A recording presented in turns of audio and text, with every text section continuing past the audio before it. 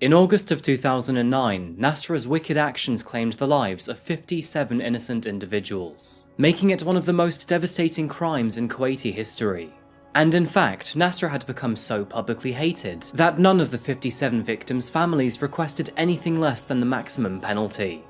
But what crimes did Nasra Youssef Al-Enzi commit, and what were her motives? This is the case of Nasra Youssef Al-Enzi.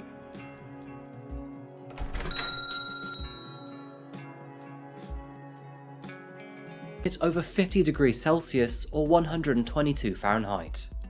Found towards the edge of its sprawling capital city, aptly named Kuwait City, we find the main character behind our story today, and that's 23-year-old Nasra Youssef Al-Enzi. Living in Kuwait City, Nasra lived with her 36-year-old husband Zayed Zafira and their 2 children. The pair married when Nasra was in her late teens, and it didn't take them long to welcome 2 children into their household. And although not much is known about Nasra while growing up, she evidently struggled with her mental health. But sadly, like much of the rest of the world, stigmatization is still prevalent around mental health, and these issues were never addressed, diagnosed, or treated. She was known to be erratic, impulsive, and generally unpredictable when it came to day-to-day behavior, which I'm sure won't come as a surprise further down the line in this story.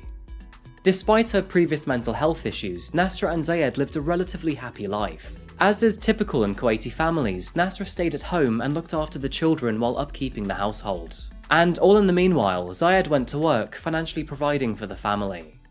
Now, unfortunately, Nasra found her situation particularly stressful. Both of her sons had special needs, which required far more care than most children. Stressed and stretched thin, her husband was unimpressed. Zayed hadn't married her to be a stressed mother of 2 disabled children, and this prompted him to selfishly look elsewhere for a new partner. Now, in Kuwait, it's neither illegal nor religiously frowned upon to have multiple wives, as polygamy has been part of their society for thousands of years, and up to 4 wives is generally accepted.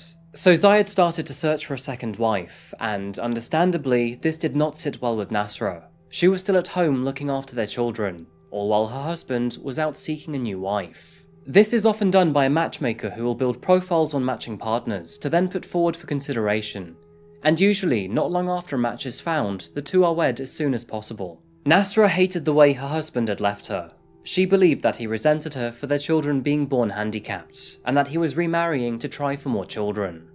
This was a generally slow process, and the resentment that Nasra felt had been simmering under the surface for quite a long while. The jealousy, frustration, and anger came to a boiling point in August of 2009, which was the month that Zayed formally announced he had chosen a second wife, and that they were due to marry later that very same month.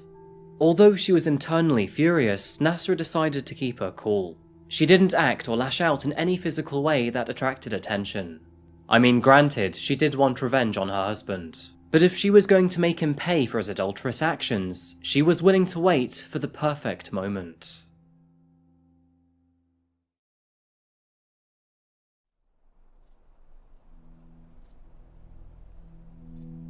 August the 15th, 2009. It was another usual day in Kuwait, and temperatures were soaring in more than one way. Today was the day of Zayed and his new wife's wedding. They had planned the ceremony to be in Al Jara, located just west of Kuwait City. Kuwaiti weddings are a very official affair. In recent years, they have transformed to resemble American-style ceremonies, rather than their formerly traditional Kuwaiti style. Some could probably guess, but a lot of money goes into them. These festivities are often wildly extravagant and expensive, costing anywhere from $100,000 all the way into the millions. We're talking flowers imported from Holland, food imported from Paris, and performers sourced worldwide. By midday, the ceremonies were all well underway, and all in the meanwhile, the tents had been set up to host guests. At a Kuwaiti wedding, it is customary for the men and women to celebrate separately. This allows the women to relax, as they can shed their head and face coverings in the absence of men. So while one tent was officially reserved for the men, the others were for the women and children. Grand and white to keep cool in the hot Kuwaiti heat, these tents are large enough to accompany not dozens but hundreds of people. However, the ones they had hired for today were not up to regular safety standards.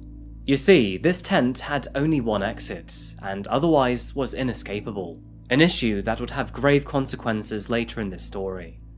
Magical plans progressed without a hitch, and as the official portions of the ceremony came to a close, Both the men and women were enjoying their festivities separately.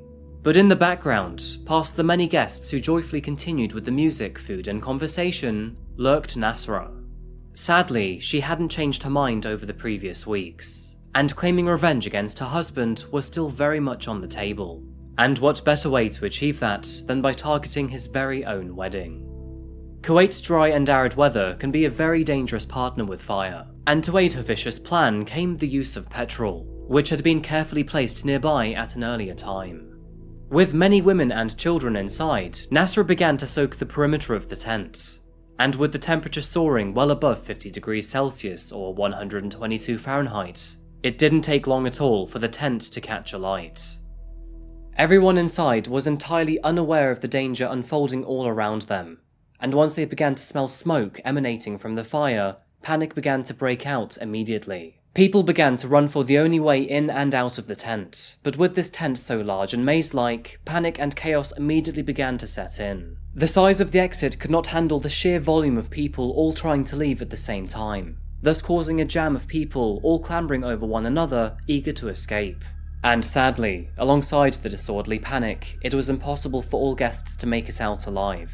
The fire engulfed the tent, and it steadily claimed the lives of those who remained inside. The hot Kuwaiti weather aided the fire within, the internal temperature of the tent rising to a staggering 500 degrees Celsius, or 930 Fahrenheit.